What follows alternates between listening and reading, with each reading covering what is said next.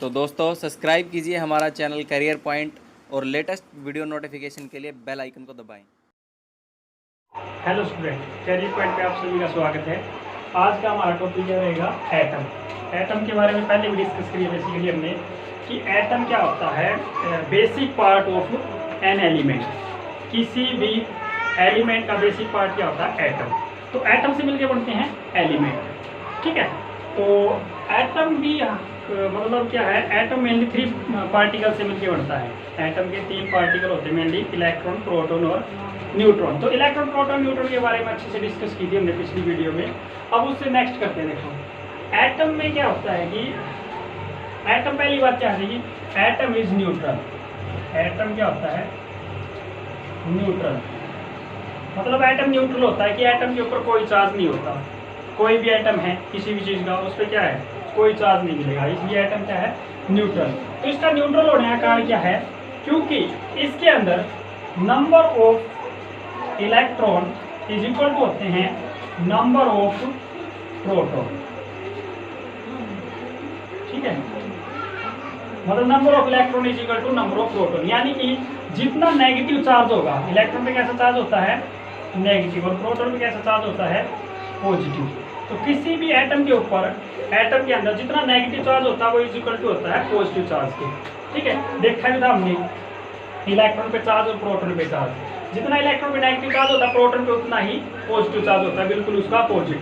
तो पॉजिटिव और negative charge मिलके क्या हो जाते हैं, ये न्यूट्रल। तो एटम कैसा होता है, न्यूट्रल। एटम के ऊपर कोई चार्ज नहीं होगा, क्योंकि उसके अंदर क्या होते हैं, number of electron is equal to number of proton, ठीक है। जितने इसके अंदर प्रोटॉन होंगे उतने ही इसके अंदर इलेक्ट्रॉन होंगे। तो एटम न्यूट्रल होता है, ये चीज कंफर्म थी। तो एटम के अंदर देखो, जैसे एटम में ये होता है न्यूक्लियस, बीच में क्या होता है, न्यूक्लियस, और उसके चारों तरफ क्या आते हैं, इलेक्ट्रॉन रिवॉल्व करते हैं डिफरेंट ऑर्बिट के अंदर। ये भी हमने पिछली वीडियो में डिस्कस की थी कि किस ऑर्बिटल में कितने इलेक्ट्रॉन होंगे। और ये भी बताया था जो सेंटर में होता है, ये क्या होता है, न्यूक्लियस। सेंटर में क्या होता है, न्यूक्लियस। और न्यूक्लियस के अंदर क्या होते हैं, प्रोटॉन प्लस न्यूट्रॉन। एटम के अंदर जो न्यूक्लियस होता है, न्यूक्लियस के अंदर 2 पार्टिकल मिलेंगे इसके अंदर, प्रोटॉन और न्यूट्रॉन। प्रोटॉन पे चार्ज पॉजिटिव और न्यूट्रॉन पे चार्ज जीरो। जीरो चार्ज कहने का मतलब कि न्यूट्रल। जो न्यूट्रॉन है वो न्यूट्रल होता है, प्रोटॉन में पॉजिटिव चार्ज। तो इस वजह से न्यूक्लियस पे कैसा चार्ज होगा, पॉजिटिव चार्ज होगा, और 2 ही पार्टिकल होंगे इसके अंदर। और बाकी क्या होंगे, इलेक्ट्रॉन इसके चारों तरफ रिवॉल्व करेंगे, ठीक है, इनडेफिनिट ऑर्बिट के अंदर। तो अगर मास की बात करें, मास, एटॉमिक मास, किसी भी एटम के अंदर जो मास होता है वो क्या होता है, प्रोटॉन का मास प्लस न्यूट्रॉन का मास प्लस इलेक्ट्रॉन का मास। इन तीनों के मास का सम क्या कहलाएगा, एटॉमिक मास। और जनरली करते क्या है कि यहाँ पे जो इलेक्ट्रॉन का मास है उसको नेग्लिजिबल मानते हैं। इलेक्ट्रॉन तो बहुत ही हल्का पार्टिकल है, उसको छोड़ देते हैं। तो टोटल मास निकालते हैं जब एटॉमिक मास है, तो mass of proton mass plus neutron का ही काउंट करते हैं। तो atomic mass is equal to mass of proton plus mass of neutron. तो दोनों पार्टिकल देखो, ये हो जाएगा एटॉमिक मास। प्रोटॉन का मास और न्यूट्रॉन का मास, उसको क्या बोलते हैं, एटॉमिक मास। और सारा का सारा मास जो होता है एटम का, वो कंसंट्रेटेड होता है न्यूक्लियस के अंदर। सारा मास किसके अंदर मिलेगा, कंसंट्रेटेड न्यूक्लियस के अंदर। क्योंकि जो हैवी मास पार्टिकल है ना, प्रोटॉन और न्यूट्रॉन, वो दोनों न्यूक्लियस के अंदर होते हैं और इलेक्ट्रॉन इसके चारों तरफ रिवॉल्व करती हैं। जबकि इलेक्ट्रॉन का मास तो नेग्लिजिबल है। मास किसका होता है, प्रोटॉन और न्यूट्रॉन का। तो सारा का सारा मास एटम का न्यूक्लियस के अंदर होता है, ठीक है। नेक्स्ट टॉपिक है एटॉमिक नंबर। अभी हमने एटॉमिक मास देखा। एटॉमिक मास क्या था, सम ऑफ मास ऑफ प्रोटॉन और मास ऑफ न्यूट्रॉन के सम को क्या बोलते हैं, एटॉमिक मास। अब हम करेंगे एटॉमिक नंबर।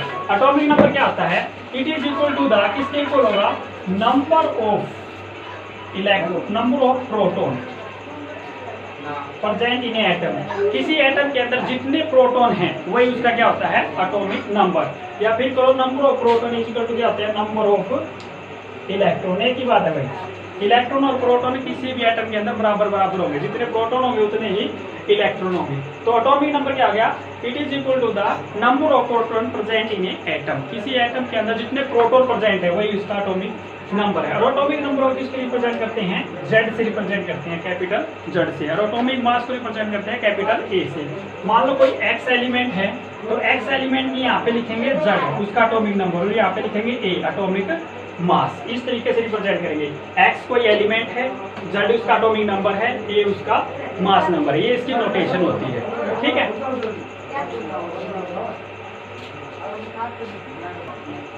नेक्स्ट है एटम इज न्यूट्रल। इसके बारे में हमने भी डिस्कस किया कि एटम न्यूट्रल होते हैं क्योंकि उसके जितने प्रोटॉन होते हैं उतने इलेक्ट्रॉन होते हैं।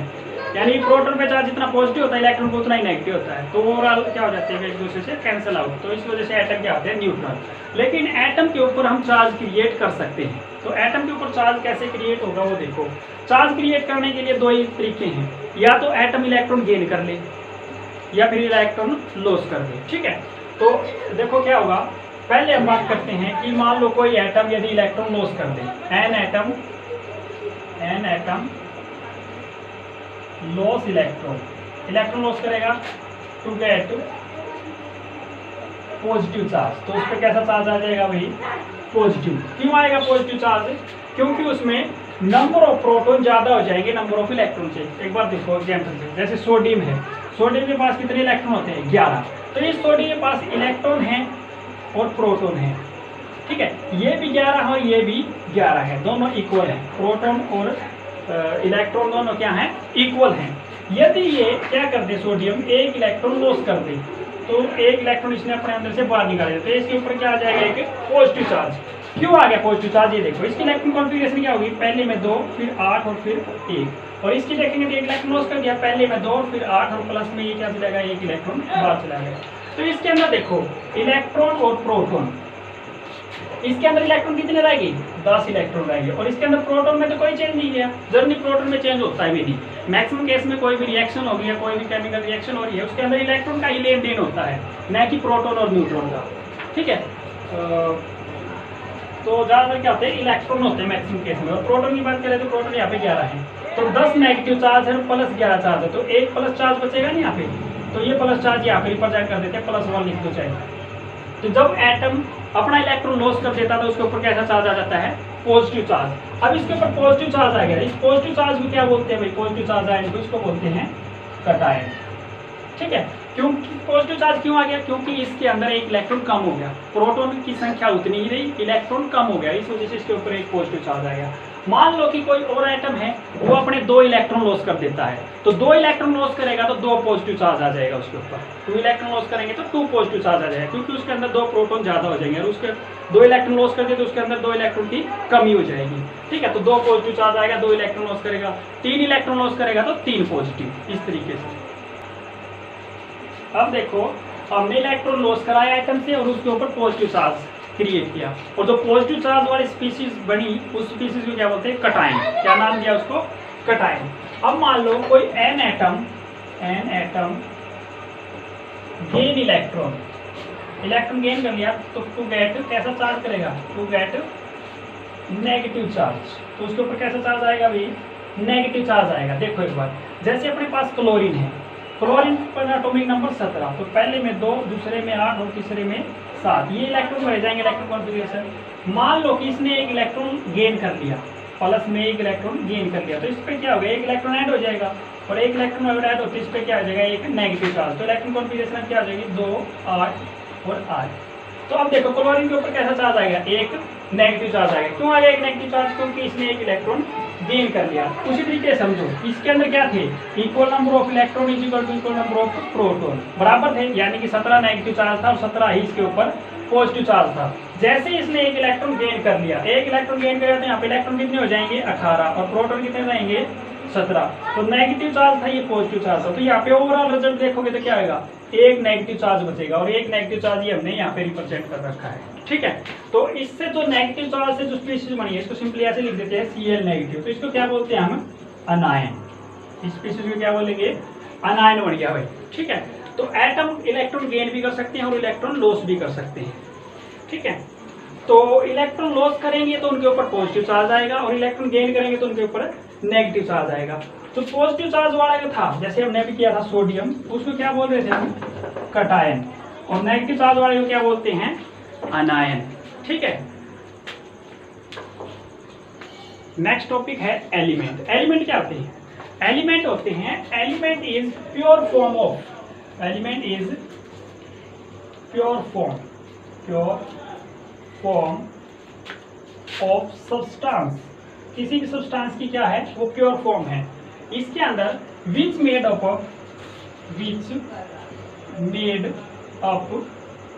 One kind of particles. ठीक है, जो एक ही प्रकार के पार्टिकल से मिलके बने उनको क्या बोलते हैं? एलिमेंट्स। एलिमेंट्स क्या होते हैं? प्योर फॉर्म, किसी भी सब्सटेंस की प्योर फॉर्म। यानी कि एलिमेंट्स के अंदर जो सबसे बेसिक यूनिट होती है वो क्या होती है? एटम। यानी कि एलिमेंट एक ही प्रकार के एटम से मिलके बनेंगे। मान लो कोई हमने सोडियम का एटम ले लिया, सोडियम का एलिमेंट ले लिया, ये क्या है? सोडियम का एलिमेंट। तो इसके अंदर जो भी छोटे छोटे पार्टिकल होंगे सोडियम के, वो सारे के सारे सोडियम के होंगे। सारे के सारे किसके मिलेंगे? हमें सोडियम के। तो इस वजह से इसको प्योर भी बोलेंगे। ठीक है, ये भी सोडियम का होगा, ये भी सोडियम का, ये भी सोडियम का, ये भी सोडियम का, ये भी सोडियम का।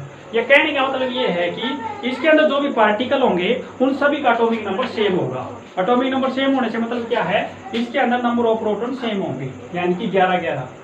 ये एटम ले लिया, इसके अंदर 11 मिलेंगे, इसके अंदर भी 11, इसके अंदर भी, सभी का एटॉमिक नंबर सेम होगा। तो उनको क्या बोलेंगे हम? एलिमेंट। तो एलिमेंट क्या है? प्योर फॉर्म है सब्सटेंस की, is made of one kind of particle. एक ही पार्टिकल से मिलके बनते हैं, उनको बोलते हैं हम एलिमेंट्स। इसी तरीके से कोई अनदर एग्जांपल ले लो, जैसे अपने पास लिथियम का ले लिया, तो लिथियम क्या होगा? प्योर फॉर्म होगी। यदि एलिमेंट है तो ये क्या मिलेगा? प्योर फॉर्म में मिलेगा और एक ही पार्टिकल से मिलके बनेगा। इसके अंदर जो छोटे छोटे पार्टिकल होंगे वो सारे क्या होंगे? लिथियम के होंगे, छोटे छोटे पार्टिकल। ठीक है, एक ही प्रकार के। और इसका एटॉमिक नंबर कितना आता है? 3। तो सभी का एटॉमिक नंबर भी 3 ही मिलेगा। नेक्स्ट है मॉलिक्यूल। मॉलिक्यूल क्या होते हैं? मॉलिक्यूल क्या होते हैं? एटम से मिलके बनते हैं मॉलिक्यूल। एटम और एटम से कॉम्बिनेशन से क्या बनेंगे? मॉलिक्यूल्स। ठीक है, इसमें क्या होते हैं? इलेक्ट्रॉन की शेयरिंग होती है, इलेक्ट्रॉन की शेयरिंग से मॉलिक्यूल बनेंगे। ठीक है, तो उसमें मैंने पीछे ही बोला था कि एटम से मिलके एलिमेंट बनते हैं। उसमें क्या होता है? कॉम्बिनेशन होते हैं डिफरेंट डिफरेंट। उसमें शेयरिंग से कोई चक्कर नहीं होता, उसमें शेयरिंग नहीं होती, डायरेक्ट एटम अटैच होते हैं, एक जगह इकट्ठे होते हैं। ठीक है, इसमें क्या होते हैं? एक एटम दूसरे एटम से इलेक्ट्रॉन शेयर करेगा या कुछ और करेगा, तो उससे क्या बनाएगा? मॉलिक्यूल्स। जैसे हमने ले लिया ये ऑक्सीजन का एटम, किसी अनदर ऑक्सीजन के एटम से मिल गया, दोनों ऑक्सीजन के एटम मिलकर क्या बन गए? O2। तो ये भी ऑक्सीजन का एक एटम था और ये भी ऑक्सीजन का एटम था, इनसे मिलकर क्या बन गया? O2 का मॉलिक्यूल। तो इसको क्या बोलेंगे? ऑक्सीजन का मॉलिक्यूल। ठीक है, ये ऑक्सीजन का एटम है और इनके कॉम्बिनेशन क्या मिल गया? एक मॉलिक्यूल। इसी तरीके से हाइड्रोजन, हाइड्रोजन से मिलकर क्या बन गया? H2 का मॉलिक्यूल्स, ये मॉलिक्यूल्स कहलाएंगे। इसी तरीके से Cl, क्लोरीन का एटम, क्लोरीन से मिलकर क्या बन गया? Cl2 गैस, क्लोरीन गैस का मॉलिक्यूल। तो मॉलिक्यूल भी 2 टाइप की हो सकती है। इसमें तो सेम टाइप के एलिमेंट एक दूसरे से कंबाइन हो रहे हैं, सेम टाइप के एलिमेंट है, इसमें भी सेम टाइप के एलिमेंट, इसमें भी सेम टाइप के एलिमेंट कंबाइन होने के बाद क्या बनते हैं? होमो मॉलिक्यूल्स। क्या बोलेंगे इसको? होमो मॉलिक्यूल्स। होमो क्यों कहा? होमो इसलिए कहा क्योंकि इसके अंदर दोनों एक जैसे एटम है, ऑक्सीजन ऑक्सीजन, होमो मॉलिक्यूल्स। हेट्रो मॉलिक्यूल्स देखो कैसे होंगे? हेट्रो मॉलिक्यूल्स, ऐसे इसका पूरा नाम क्या होगा? होमो एटॉमिक, होमो एटॉमिक मॉलिक्यूल्स। और ये क्या होंगे? Hetero atomic molecules. Hetero atomic molecules में क्या होंगे? 2 एटम डिफरेंट होंगे, जैसे कार्बन प्लस ऑक्सीजन, दोनों मिलकर क्या बनाएंगे? CO2, carbon dioxide. या फिर सिंपल ले लो, कार्बन प्लस ऑक्सीजन क्या बनाएंगे? Carbon dioxide. तो इसके अंदर ये भी मॉलिक्यूल है, ये भी क्या कहलाएंगे? मॉलिक्यूल्स। लेकिन ये क्या कहलाएंगे? हेट्रो मॉलिक्यूल्स, क्योंकि इसके अंदर हेट्रो एटम है, एक कार्बन का एटम है, दूसरा ऑक्सीजन का एटम है। ठीक है, तो इसको बोलते हैं हेट्रो एटॉमिक मॉलिक्यूल्स। होमो एटॉमिक मॉलिक्यूल्स मतलब दोनों सेम टाइप के हों, सेम टाइप के मॉलिक्यूल्स, तो ये होते हैं होमो एटॉमिक मॉलिक्यूल्स और ये होते हैं heteroatomic molecules. Next topic है कंपाउंड। कंपाउंड क्या होते हैं? कंपाउंड विद प्योर फॉर्म ही होती है। Compound is pure form of an substance, किसी सब्सटेंस की प्योर फॉर्म होती है, इसके अंदर क्या होते हैं, which made up one kind of, ऐसे बोलो कि हेट्रो एटॉमिक मॉलिक्यूल। ठीक है, जो एक ही प्रकार के हेट्रो एटॉमिक मॉलिक्यूल से मिलके बनते हैं उनको क्या बोलते हैं हम, कंपाउंड। हेट्रो एटॉमिक हम भी देखे थे, जैसे कार्बन प्लस ऑक्सीजन मिलके क्या बना रहे, वही कार्बन डाइऑक्साइड। तो ये कार्बन डाइऑक्साइड का मॉलिक्यूल है, ये वैसे ऑक्सीजन का मॉलिक्यूल है, ये कार्बन का एटम है। तो कार्बन का एटम जब ऑक्सीजन मॉलिक्यूल से मिलेगा तब भी क्या बनेंगे, ये मॉलिक्यूल ही बनेंगे। अब मान लो कि अपने पास कोई वेसल है और उसके अंदर कार्बन डाइऑक्साइड के बहुत से मॉलिक्यूल है, कार्बन डाइऑक्साइड के क्या है, बहुत से मॉलिक्यूल है ये कार्बन डाइऑक्साइड के, इस तरीके से ये कार्बन डाइऑक्साइड के बहुत से मॉलिक्यूल मान लिए हमने, CO2 के मॉलिक्यूल है। तो ये क्या है, CO2 के सिंगल मॉलिक्यूल है, लेकिन इन सभी का कॉम्बिनेशन है, पूरा कॉम्बिनेशन में क्या बोलते हैं कि ये क्या है, कार्बन डाइऑक्साइड का एक कंपाउंड है। ठीक है, क्या है, ये कार्बन डाइऑक्साइड का एक कंपाउंड है। तो कंपाउंड क्या होते हैं, हेट्रो एटॉमिक मॉलिक्यूल से मिलके बनते हैं, हेट्रो एटॉमिक मॉलिक्यूल से मिलके क्या बनते हैं, कंपाउंड बनते हैं। और कंपाउंड भी एलिमेंट की तरह प्योर फॉर्म होते हैं, प्योर सब्सटेंस होते हैं ये भी, तो ये होते हैं कंपाउंड। ठीक है, तो आज इतना ही करना, थैंक यू।